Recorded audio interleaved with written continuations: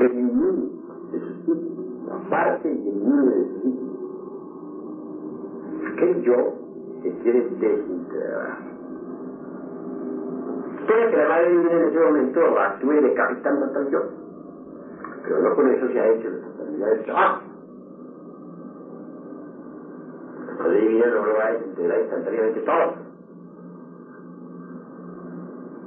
Habrá necesidad, primero que todo, de saber tener paciencia en continuos trabajos a través del tiempo. Logrará hacer que este yo vaya desintegrándose lentamente, vaya perdiendo de volumen, de tamaño.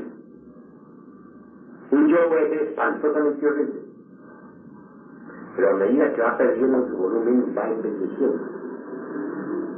Después tiene la apariencia de un niño y por último se vuelve polvo.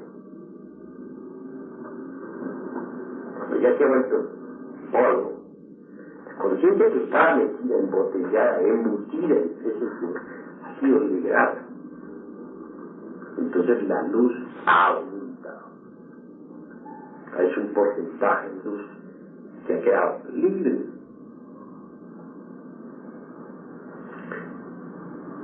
Así podemos proceder con cada uno de los yoes. Un trabajo largo, dispendioso y mucho. Muchas veces cualquier pensamiento negativo, por insignificante que sea, tiene por fundamento un yo antiquísimo.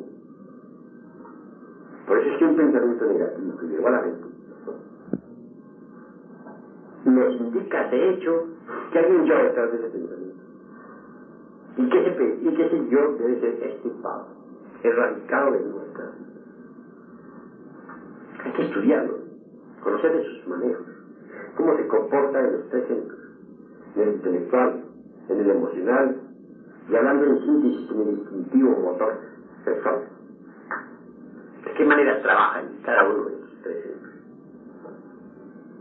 De acuerdo con su comportamiento, uno va conociendo. Cuando uno ha desarrollado el sentido de la autoobservación, viene a evidenciar posible que algunos de esos yoes son espantosamente horribles. Son verdaderos monstruos, deformes, horripilantes, macabros, que viven, existen en nuestro interior, en nuestra psique.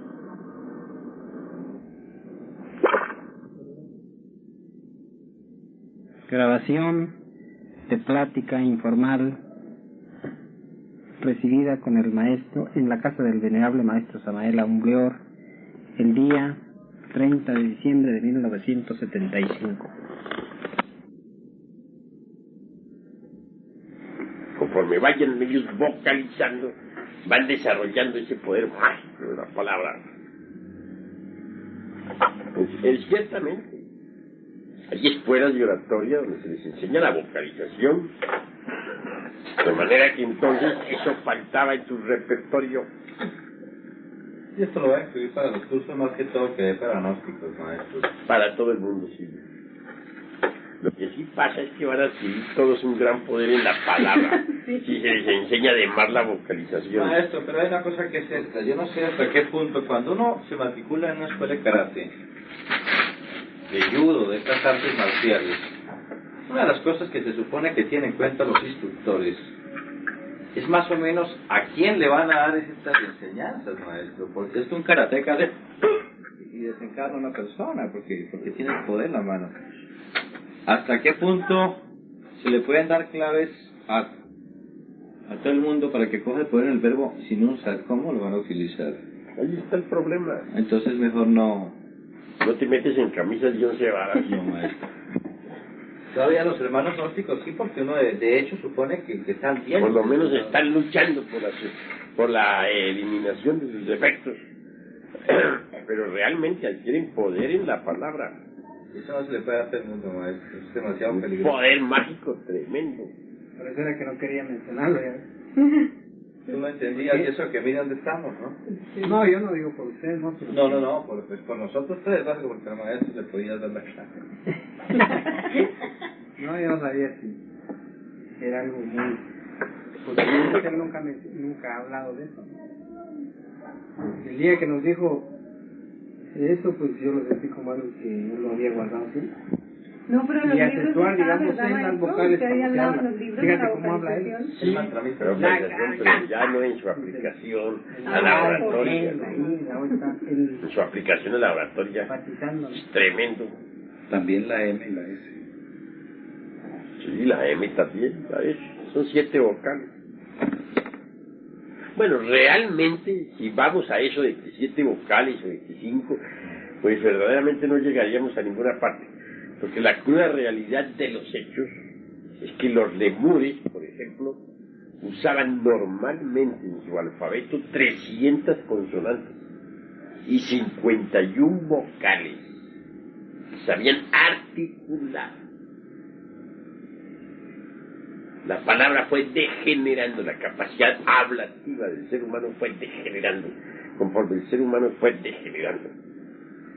Y hoy apenas se usan pues las pocas vocales y consonantes de nuestro alfabeto. De ahí que algunos arqueólogos, antropólogos, se han visto en apuros para poder articular consonantes encontradas y vocales encontradas pues en piezas antiguas, piezas arqueológicas antiguas, sacadas de las excavaciones. No pueden. Han hecho de esas consonantes combinaciones inglesas como la TH,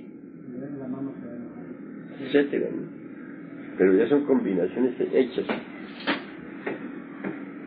La capacidad hablativa se ha perdido lamentablemente. En la forma más triste. Donde más se conserva es en el idioma chino. El idioma chino conserva todavía muchos sonidos de la antigüedad. Son mezclas de vocales, ¿no? Sí. Sí, el idioma chino es de lo más rico que hay. De manera que sí vale la pena reflexionar un poquito en eso. Se dice que el más difícil de aprender. ¿El chino? ¿Eso dicen? Muchos afirman que los dos idiomas más difíciles de aprender son el chino y el español. ¿Y el español? Sí.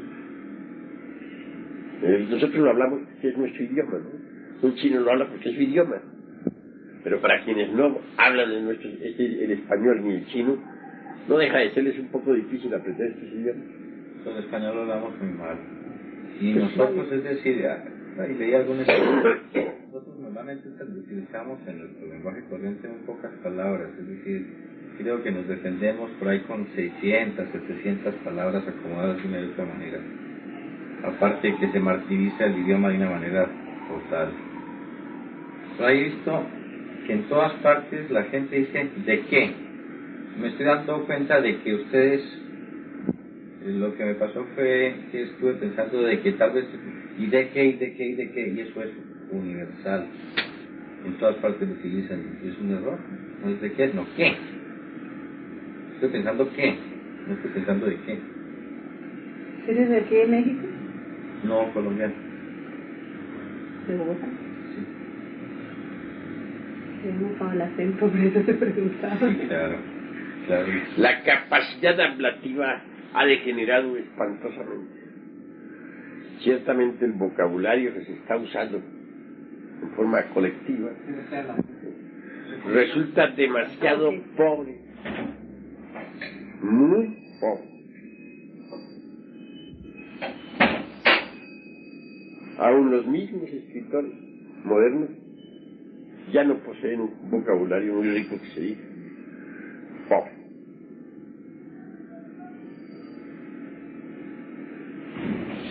Normalmente hoy en día se podrían usar 7 vocales. La M y la S también son vocales.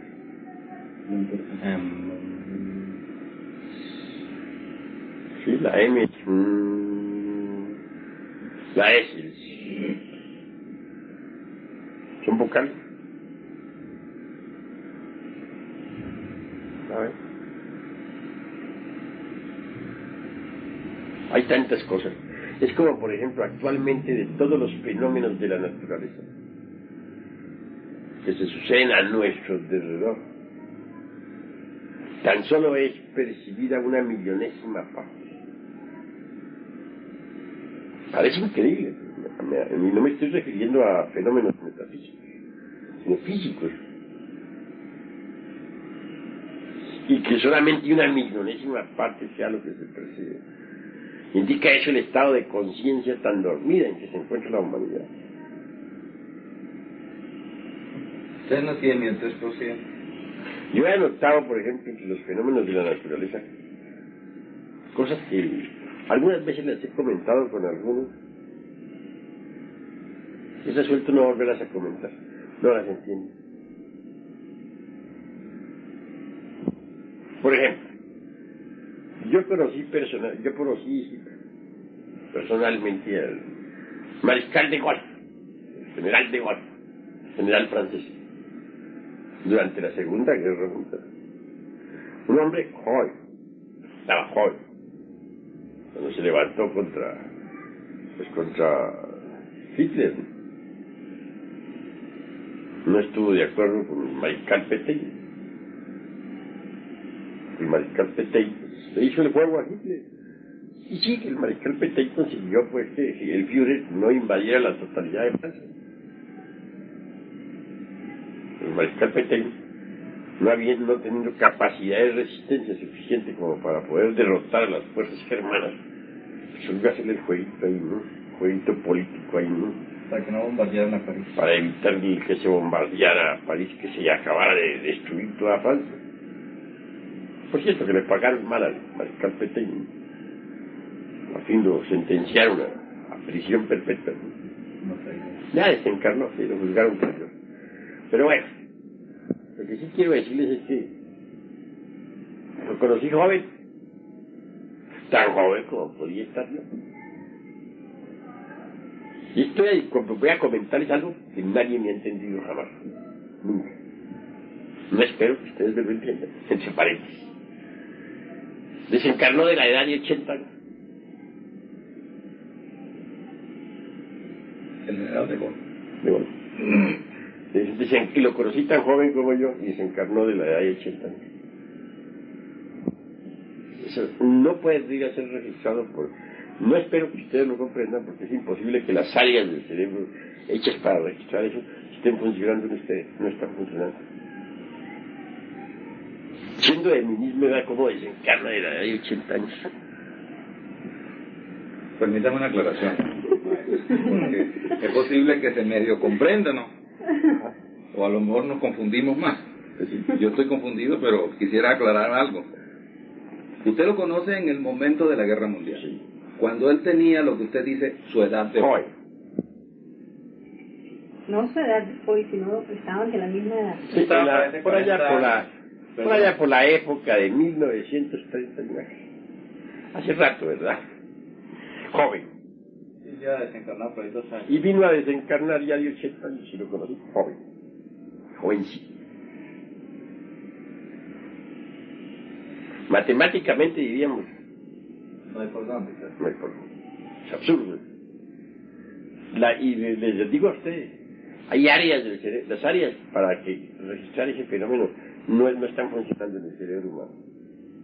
Pero usted lo conoció físicamente, ¿no? Sí, de esa época.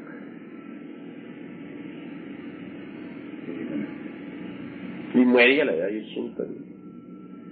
Vegeta que llegó a México, visitó México, un anciano, ¿no? Y así transcurrió su vida normal, cronológica, bien, ¿no? Su currículum vitae Él normal. Él llevó su horizontal perfectamente igual a cualquier ser humano. Esa es la única diferencia, es que usted no ha llevado la línea horizontal como la llevan los demás seres humanos. Pues puede buscarle mucha escapatoria, pero eso no tiene explicación lógica. Lógica no la tiene. Nada, de lógica no tiene nada. Ahora, no nos vayamos ahora al mariscal de Gaulle, humanicémonos un poquito más entre nosotros aquí, situémonos con nosotros mismos. Por ejemplo, no hay nadie en el camino de la vida que no haya tenido compañeros de escuela, de colegio. Y no hay nadie en el camino de la vida que no haya visto a sus compañeros morir ya viejos. y sin ocurrírsele jamás qué pasó. ¿A qué edad murieron? Está bien. Fulano de tal murió. Sutano murió. Sus nietos, bueno, ahí le acariciaban la calva. ¿Cómo puede ser posible si era compañero mío de escuela? Nunca se ha detenido una reflexión. Investiguen, reflexionen ustedes y verán. Yo conocí casos de familiares, como no amigos, de los compañeros de escuela, por ejemplo. Los vi morir ya bien. Los vi morir bien. Y yo sigo vivo. ¿Cómo se explica eso? ¿Podrían ustedes explicarme? ¿Tiene algo que ver con la energía vital que ellos desperdiciaron también? No, voy a decirles, realmente no me parece que ustedes puedan entenderlo. Porque hay áreas que no están trabajando. A ver, maestro. La vida... Hay áreas que no están trabajando. Para poderlo entender tendría que tener ciertas áreas que actualmente no están funcionando. La vida nuestra es una película. ¿Sí? Y eso era. Y resulta que usted tiene el proyectorcito que de pronto usted sí puede echar para atrás y los otros no lo pueden echar para atrás. Bueno, tú trata de explicártelo como quieras. Pero ustedes tienen que haber tenido compañeros de escuela o amigos o personas que ustedes conocieron jóvenes. Pero todos están de la misma edad nuestra. ¿No? Muchos de esos murieron ya viejos. ¿Viejos?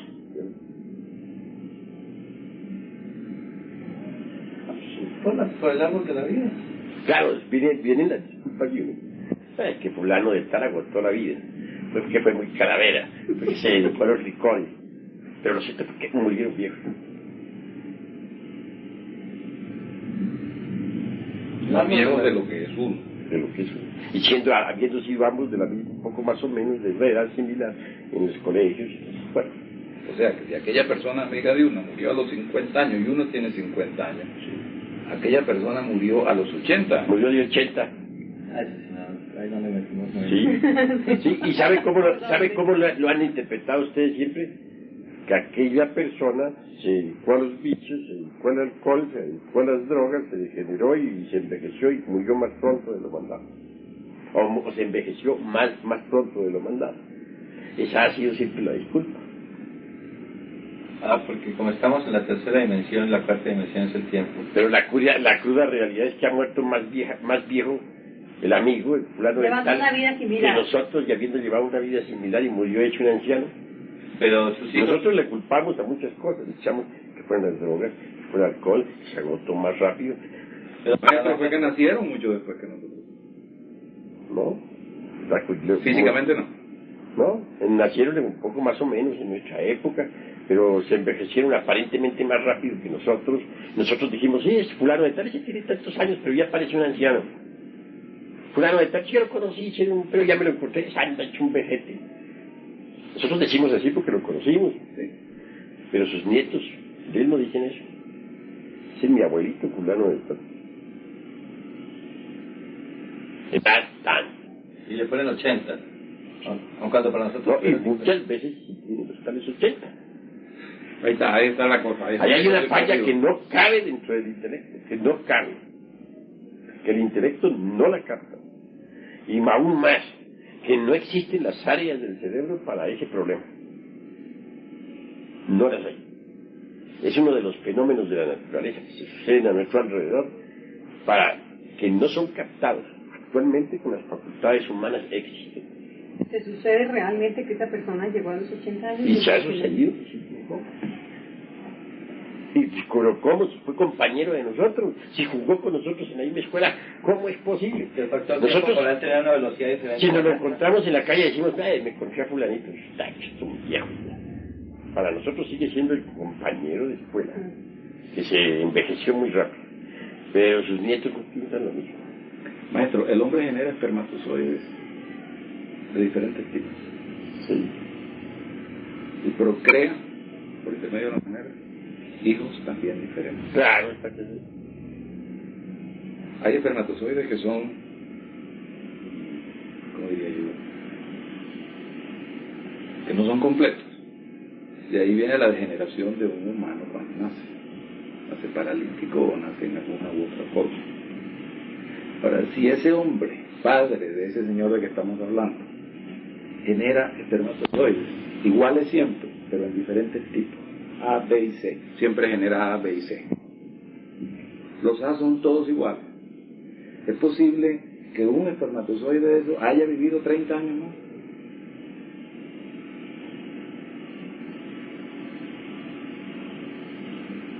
Es posible. Mejor dicho, ya no repitiéndome el campo de espermatozoides, sino ya al hombre acá. Ahí hay un fenómeno que no podría yo trazarle una paralela, no podría hacer esquematizarlo de forma alguna. No podría, porque sencillamente no existen las facultades para poderlo percibir. Es una laguna en la mente. Voy a decirles otra cosa, otra laguna, para que vean ustedes. Estoy hablando de fenómenos que se suceden a nuestro alrededor y que no son perceptibles. Otro fenómeno. Si ustedes entran a las iglesias, a veces encuentran ustedes mujeres ahí, hombres, mujeres, de tal o cual forma, tal o cual figura. Muchas veces encuentran una beata que está rezando. Y esa beata se ha parecido a alguna santa por ahí, de esas que hay de mármol, palo, lo que sea. Muy similar. Tan similar que asombra. Eso lo puede haber observado una persona que entra a la iglesia, yo lo he observado. Pero es una persona ahí rezando, vestida de pronto con un hábito de la Virgen del Carmen, qué cosa así, ¿no? Pero muy parecida a una estatua que había de esa misma iglesia. ¿Qué hace? Bien. Llega uno a creer que esa persona que uno se ha encontrado es de carne y hueso. Y no lo es. Porque hay un fenómeno muy conocido desde la Edad Media y desde los tiempos antiguos, que es el de las estatuas vivientes. Determinadas estatuas se van cargando con los fluidos vitales de los devotos, de los fanáticos. Y se cargan tanto que llegan a impregnarse de la potencia vital de los devotos. Inclusive llegan a adquirir movilidad y hasta escaparse físicamente del lugar donde están. Y pueden ocupar un lugar, por ejemplo, entre los devotos, sentarse y arrodillarse y rezar y esa canción, y luego volver la estatua volver otra vez esa figura a ocupar su puesto. Y son ganas de milagro. Sí. Y la gente ve a esa persona ahí llorando y esa cuestión, ¿no? Y resulta que no es una persona de verdad de carne y hueso, es una estatua. Exacto. Y lo que estoy diciendo es muy común. Por ejemplo, hay muchas tradiciones que dicen que la Virgen de Lourdes se escapa constantemente. Hay veces que se escapa. La Virgen de Chiquinquirá que caminó, no se escapa. Camina y se escapa. Eso es muy conocido en magia. Eso lo conocen, lo saben hacer a voluntad los judíos. Lo sabían hacer a voluntad los judíos de Praga. Ellos hacían una estatuilla de piedra, le ponían aquí la palabra Emet. La preparaban mágicamente, inclusive llegaban a manejarla y a mandarla a hacer tales o cuales cosas en distintos lugares, hasta robarla mandaban. ¿Sí? En las iglesias se hace ese mismo fenómeno de las estatuillas de Praga, de los barrios judíos de Praga. Pues se va cargando la estatua de fluidos vitales y llega a adquirir movilidad, vida, momentos mágicos en que se escapa y que ocupa el lugar entre los fieles. Y dicen esta persona que es muy parecida a una estatua que hay allí, un santo. Sí, señor, es la estatua del santo, pero a nadie se le ocurre que pensar que es la estatua del santo. Perdón. Pasa nada. A nadie se le ocurre. Y es, pero a nadie se le ocurre. ¿Por qué no se les ocurre? Aguantando frío. Porque está profundamente dormida. Yo sí las he descubierto. Estas cuillas de esa clase. Permiso, ¿Cómo está? Muy bien, ¿y usted? Pues me alegro, ¿qué dice el frío? Ya está. Duro. Y se dice que para mañana la noche va a ser mucho frío. Sigan sentados, por favor. Gracias. Yo he descubierto esta a mí no me asombra, pero sí he visto que todos los miembros de una iglesia, por ejemplo, con una estatua de esas ahí, arrodillada, hincada, el lugar ha quedado vacío, y ninguno de los miembros de esa iglesia se ha dado cuenta de eso. Yo checando, y no estoy hablando de un fenómeno meramente físico, sino es algo físico. Si hubiera tenido en ese momento una máquina de fotografía, hubiera podido fotografiar el hecho. Pero también hay una ley que no me lo hubiera permitido, o que mejor dicho me hubiera sido peligroso para mí. Esa clase de fenómenos tiene guardianes elementales. Y los guardianes elementales se dan cuenta que uno está entregando ese secreto, pueden fulminar a uno. Y es María Negra, ¿no? Pues sí, no se puede entregar eso. Pero así, ahí me ha pasado de ver en una iglesia una persona ahí parecida a una estatua que tenía, rezando, orando, y que era la misma estatua. Había escapado por un momento y estaba ahí. Es justo la carrera que yo hubiera pegado. Y eso sucede normalmente en las iglesias. Temo haber dicho demasiado. Temo que de pronto van a descubrir ustedes una cosa de esas en la iglesia. Cuando la descubran, pues... Entonces eso explica el fenómeno de que tantas estatuas milagrosas y no sé qué. Que se escapan, se van. La Virgen de Lourdes se les iba a las curas, pero allí tenían que salir a buscarla. No, maestro, yo considero, por ejemplo, esta reunión como una tercera cámara. Sí. Primero estamos entre amigos físicos, hermanos. Y te voy a decir algo más, a mí me llama mucho la atención. Hace un par de meses, estamos en Caracas, vamos a la colonia Tobar, un sitio cercano a Caracas, hora y media. Basado en la poca experiencia, me llama don Julio Medina, maestro Caracuchini, y me dice, ven acá, vaya aprendiendo. Mire aquella hermana que está allá. Estaba a una distancia de unos 10 metros de donde estaba el maestro, doña Lilia. Mary estaba un poquito retirada, como a 2 metros, y yo que me llama, me dice, mire aquella hermana, vea, ¿qué ve? Digo, esa es la hermana fulanita.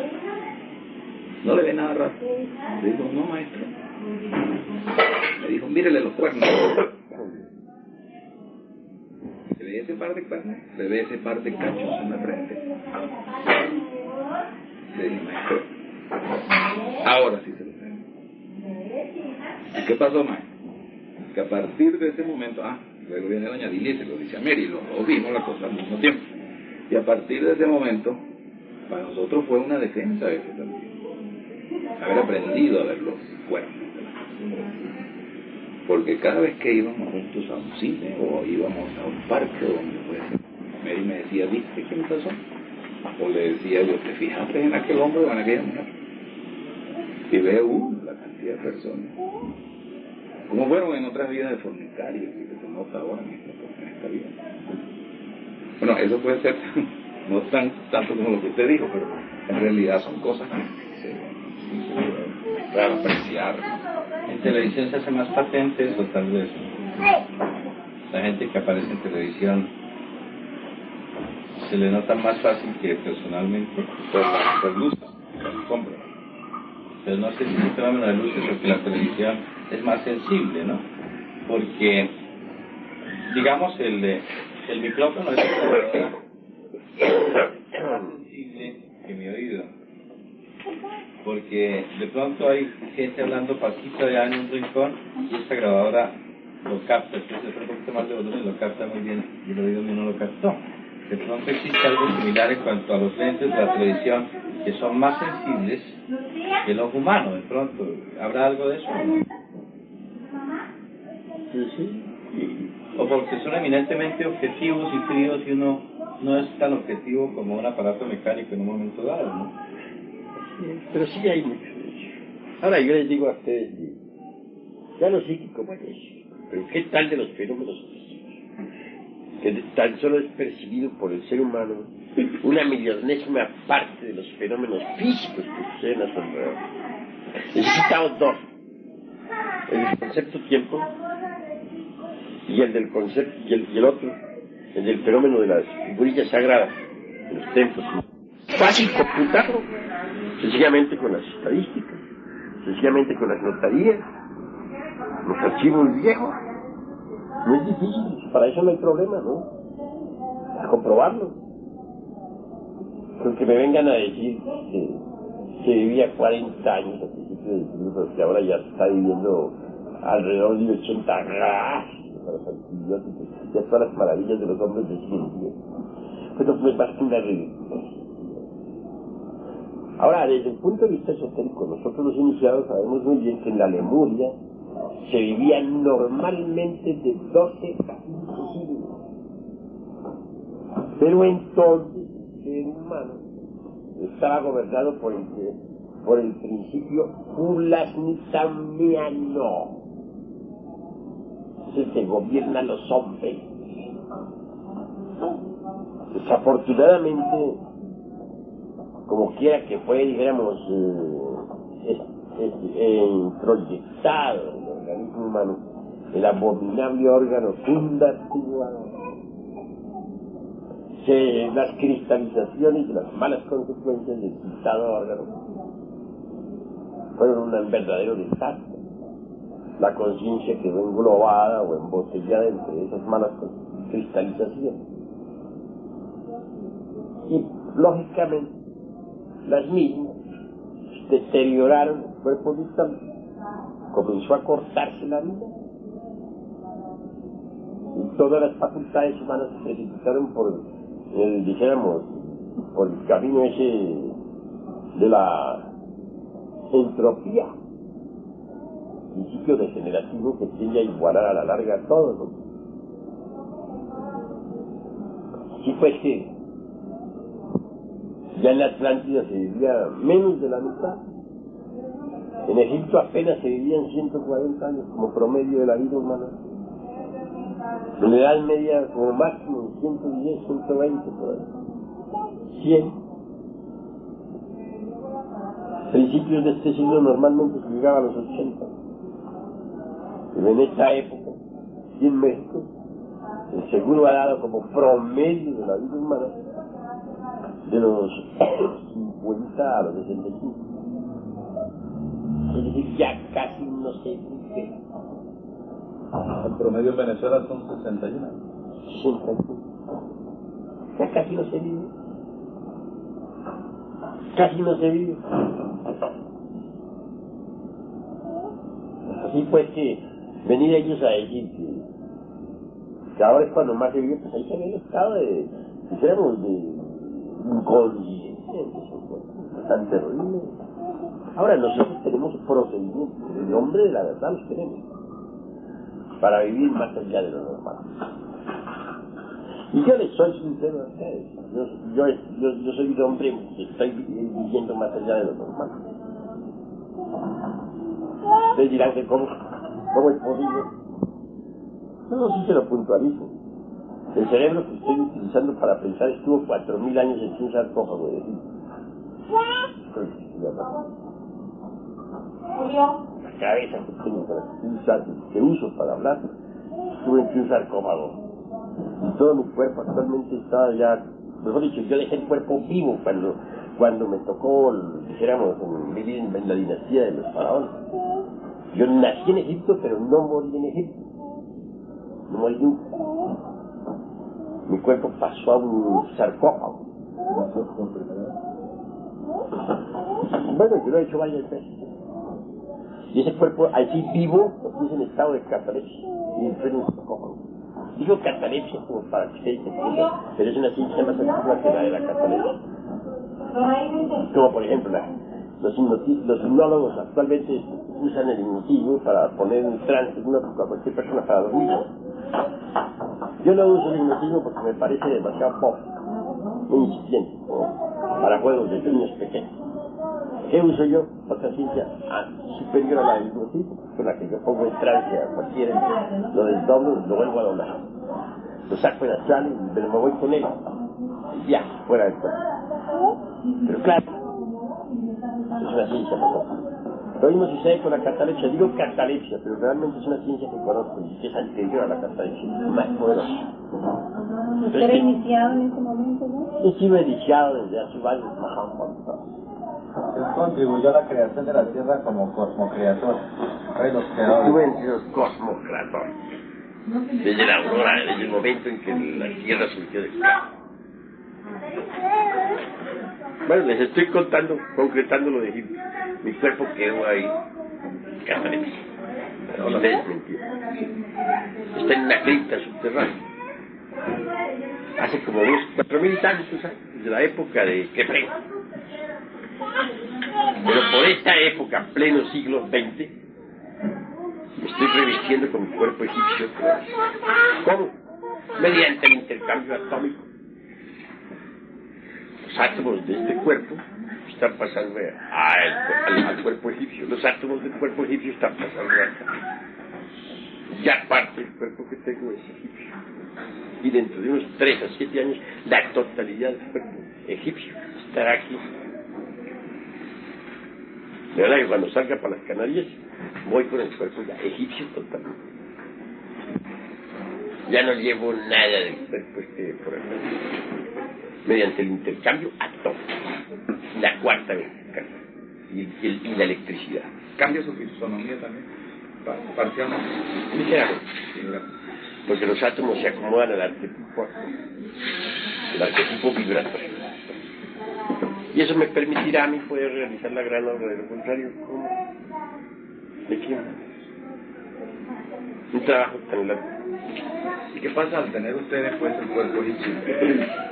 Ya tengo parte. Por lo menos puede estar seguro que esta cabeza que ustedes ven, yo ahí la egipcia. Ya parte. Cualquiera que sea egipcio, por ejemplo, yo estaba en una conferencia, entonces hubo gente que me distinguieron como el egipcio, ¿no? Público. Ya la cabeza misma que estuvo entre el sarcófago. El resto del cuerpo, las vísceras, los cambiantes, todo. Estoy pasando por en este momento soy la muerte. Yo soy la muerte. ¿Por qué? Porque el cuerpo que tenía del señor Víctor Manuel Gómez, ese cuerpo ya está en proceso de desintegración. Sus átomos están pasando allá a un sepulcro. ¿Y quedarán allá? Y los átomos egipcios están pasando acá. ¿Y eso los podría volver a revivir? Pues ese cuerpo del señor Víctor Manuel Gómez queda allá no queda muerto, queda vivo. Allá. Pero con las funciones en suspenso, las funciones orgánicas en suspenso. En suspenso. Dice que toman un negrito mientras el güerito. O sea que quedan en estado latente. Ha sucedido con este cuerpo de 4.000 años. En estado latente, ya está así, usted lo llama catalepsia. Déjame pasarlo.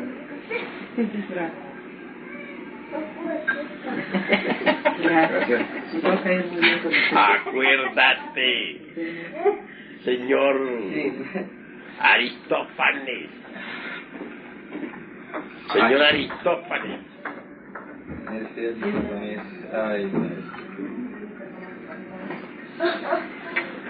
De manera que si ustedes observan cuidadosamente cierta apariencia aquí, pues hace que la gente no se me asuste. Pero realmente soy la muerte. Pues maestro, yo sí me noté en esta avenida una cosa que no se había notado antes. Es un ángulo en la cara acá, que no se había visto en las anteriores venidas. ¿Y es eso? Ese ángulo nunca se lo había visto. Claro, esta cosa. De manera que hay fenómenos de los antiguos egipcios, digamos una ciencia que los modernos ni remotamente sospechan. Esta ciencia nos ha permitido a nosotros conservar nuestros cuerpos, poder existir salir con nuestros cuerpos del sepulcro para vivir entre los mortales en pleno siglo XX. No quiero decirles a ustedes que todos nuestros compañeros de Egipto hayan hecho lo mismo, pero sí existimos un grupo de hombres que dejamos nuestros cuerpos vivos, nuestros sepulcros, muy bien sellados, vivos. Somos un grupo. Maestro, ¿qué relación tiene eso con las tragedias de que se hablan y las cosas terribles que han pasado a los arqueólogos que han cavado en las pirámides egipcias, en las tumbas en que han encontrado cuerpos perfectamente conservados, que han desencadenado una serie de tragedias y cosas negativas para ellos? Pues sí, son gentes que han llegado a profanar nuestros sepulcros. Y entonces han muerto.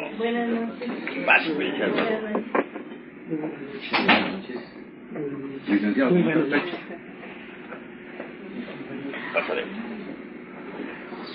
han venido a profanar nuestro sepulcro. Y entonces han recibido su merecido, su castigo.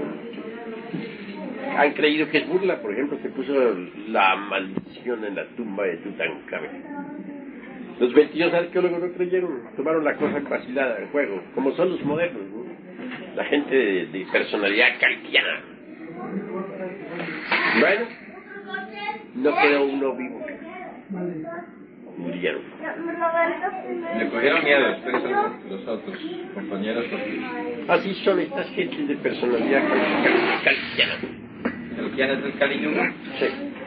De manera que en la Lemuria antigua se podía vivir 12 a 15 siglos, luego fue disminuyendo hasta hoy ya casi no se vive. Pero bueno, ¿bajo qué principio quedó gobernada la humanidad ya degenerada? Después de que inició su proceso degenerativo, ya no quedó gobernada bajo el principio fulasnitambiano. Quedó gobernada bajo otro principio, que fue el principio Itoclanos. Itoclanos, que es el principio que gobierna la vida animal. Gobierna a los perros, a los caballos, a todos los animales. Antiguamente había tiempo para crear. Los que no habían creado los cuerpos existenciales superiores del ser tenían tiempo más que suficiente para poderlos crear. Pues claro, hoy ya casi no se vive, porque desde que el ser humano quedó gobernado por el principio Itoclanos, muere cuando menos se piensa. Antiguamente se moría a conciencia. Su hora indica a plena conciencia.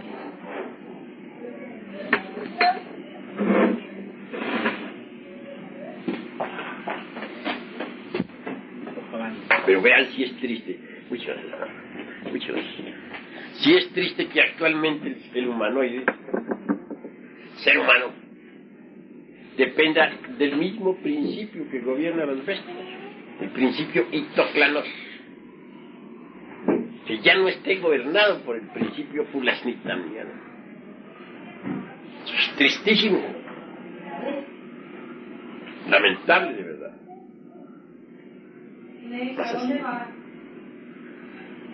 Sin embargo, cuando uno ya fabrica los cuerpos existenciales superiores del ser y alcanza el estado de hombre verdadero y elimina el ego, vuelve a quedar bajo el principio fulasnitambiano, a condición de integrarse antes que todo con el logos. Porque por ahí hay un códice de Adáhuac que dice: los dioses crearon a los hombres de madera y después de haberlos creado los fusionaron con la divinidad.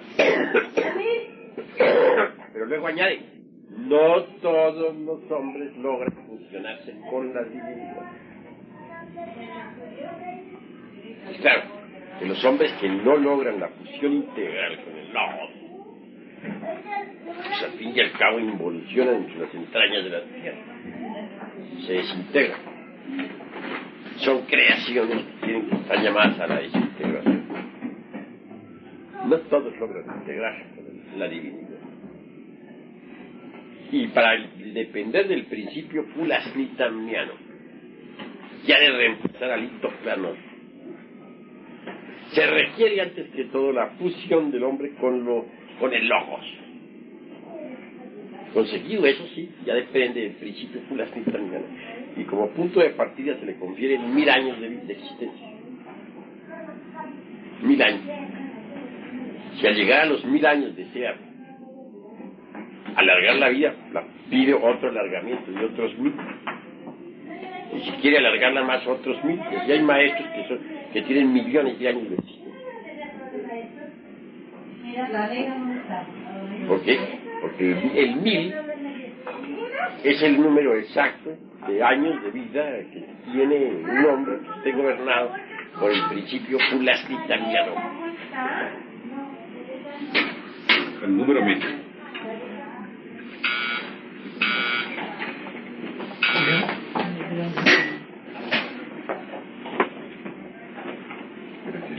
De nada. El conde San Germán decía que durante los primeros 1000 años que le dieron de vida, todavía encontraba cosas nuevas sobre la tierra, novedades, cosas que le llamaban la atención. Después de los 1000 años ya no encontró nada nuevo sobre la tierra. Así decía el conde San Germán.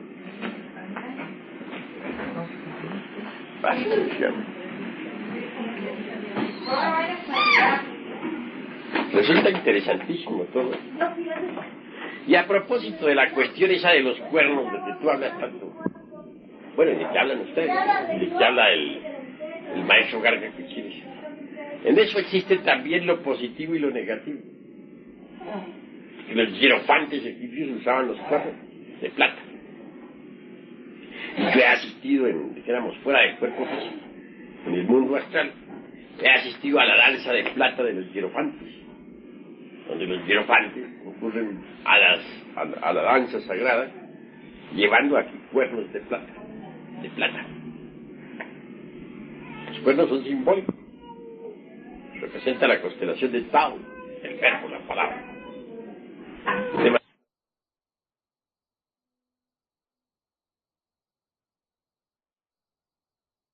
Cuernos de plata de los hierofantes. Yo, por ejemplo, no niego que la caída que tuve en la meseta central de la ciudad, perdí los cuernos. Ya los he vuelto a recobrar.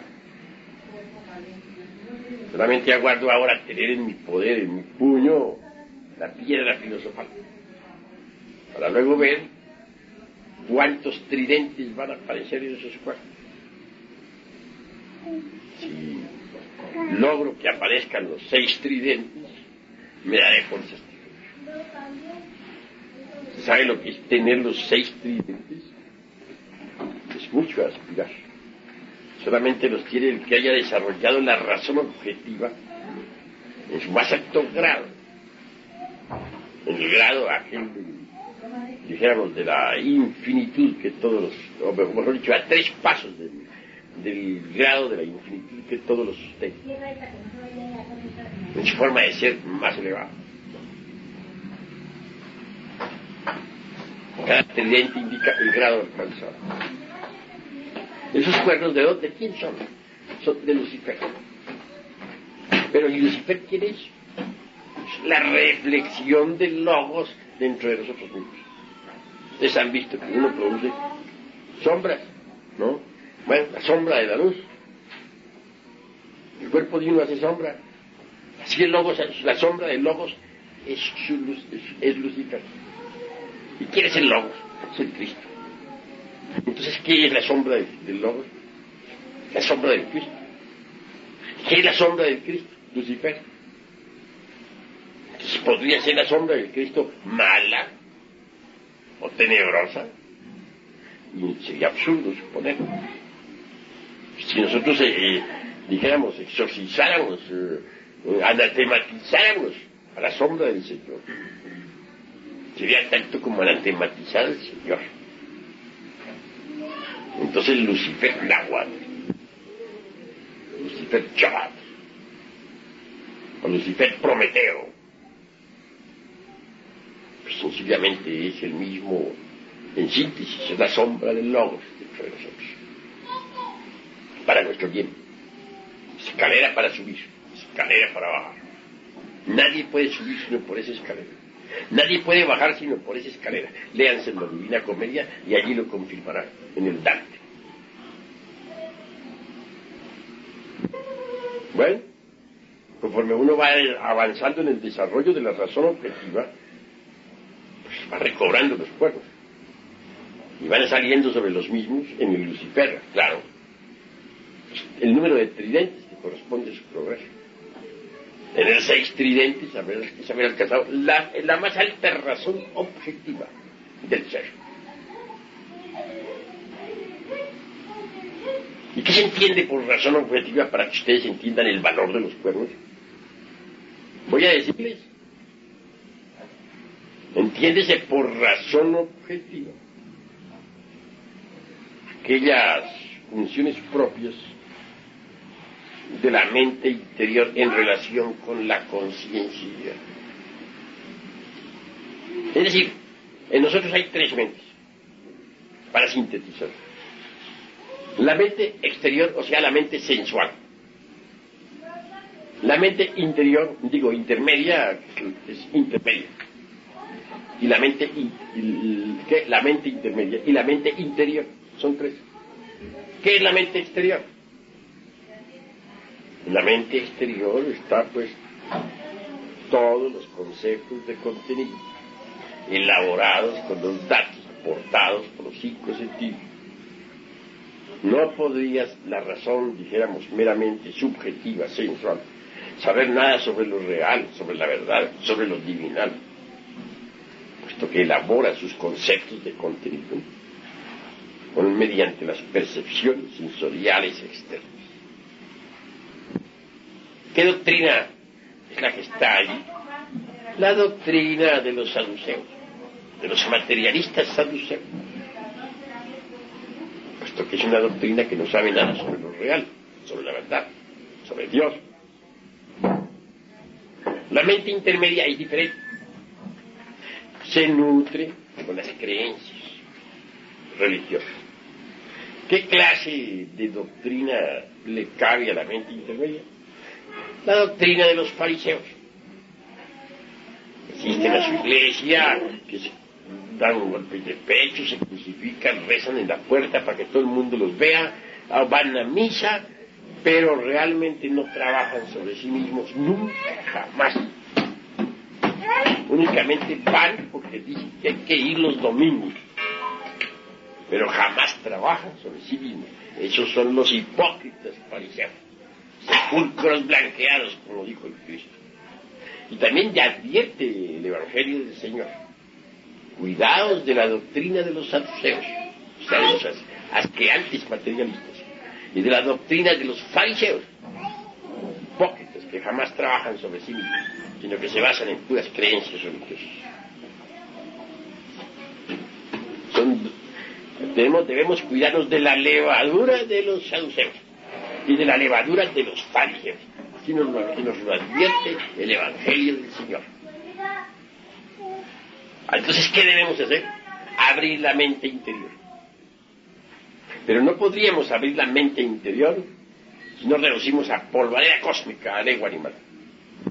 Y no podríamos reducir a polvareda cósmica a lengua animal si no aprendemos ante todo a pensar psicológicamente. Tenemos que saber pensar psicológicamente. Si sabemos pensar psicológicamente, si estudiamos nuestra propia psicología, descubrimos entonces nuestros defectos psicológicos. Trabajando sobre ellos, los eliminamos. Obviamente, el resultado viene a ser que se abre la mente interior. Ella no funciona sino con los datos aportados por la conciencia superlativa del ser. No funciona de ninguna otra manera, de ningún otro modo. Entonces, una mente interior con sus funcionalismos estructurados o en los conocimientos directos del ser. Es una mente que sabe, de verdad, que conoce los misterios de la vida y de la muerte, que conoce lo real. Se posee ese tipo de mente. Recibe un calificativo. Se le denomina objetiva. para distinguirla de la razón subjetiva, de la mente sensual y de la mente intermedia. La razón objetiva es diferente, no funciona sino con los datos de la conciencia. Por lo tanto, sabia.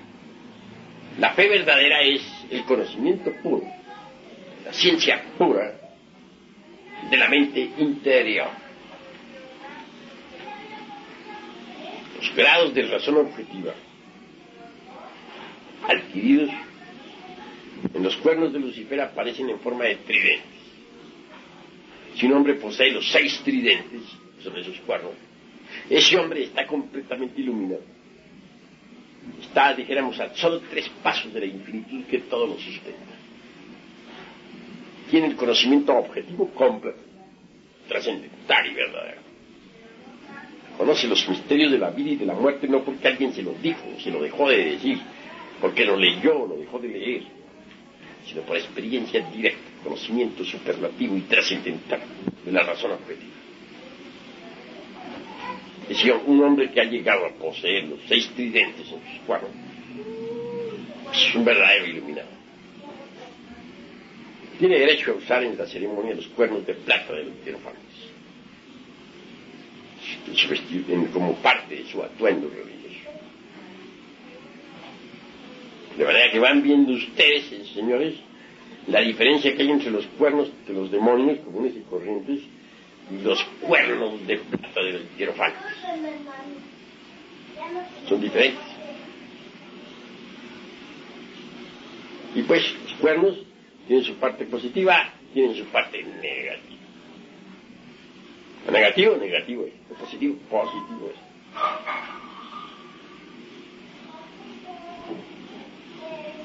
Yo había perdido mis cuernos, pero los he reconquistado. Solo me falta ahora saber cuántos tridentes tengo. Están con ustedes, Lord. ¿Hay preguntas?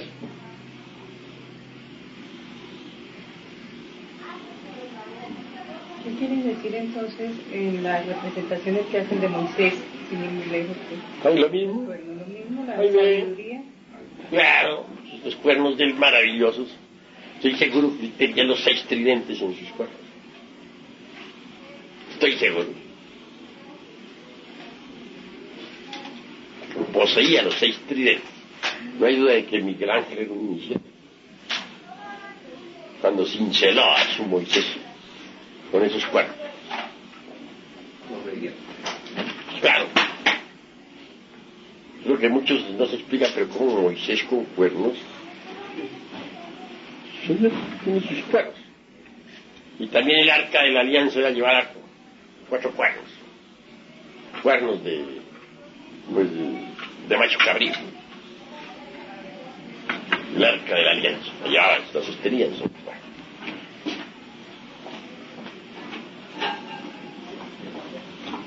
Vale la pena reflexionar en todo eso. ¿Y qué es tridente?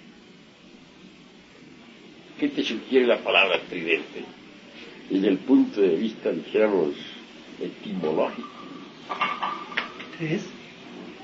Ostensible, 3. La etimología nos habla claro. Tridente, 3. Tridente parece un tenedor de 3 picos.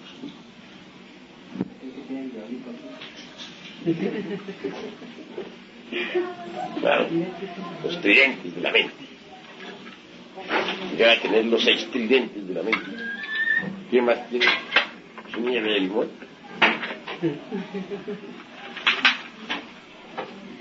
De manera que miremos los cuernos en una forma más reflexiva. Claro, yo no les digo a ustedes que los tenebrosos no tengan cuernos. Sí, pero esos ya son los cuernos en su forma siniestra o negativa, ¿no? Fatal. Son la antítesis de los cuernos de plata de los hierofantes, ¿no? La antítesis. Así que no se debe juzgar ni juzgar Que nunca podemos juzgar a nadie ni por nada. por la apariencia solamente física. No, puede ser que, abultada. puede ser que la gente tenga, por ejemplo, los cuernos tenebrosos. Eso sí, la mayor parte tienen los cuernos tenebrosos. No son demonios, cuernos tenebrosos. Pero quiero decir que eso tenebroso también nos indica que hay una antítesis para los mismos cuernos. La antítesis son los cuernos de plata del Hierofanto, los cuernos de Lucifer.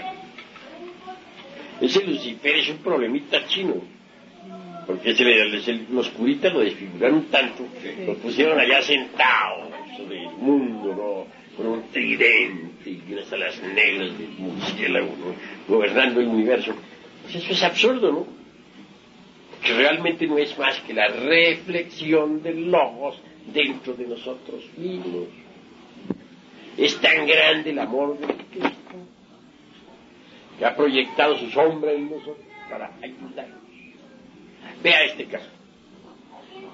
Normalmente, ¿cómo haría, por ejemplo,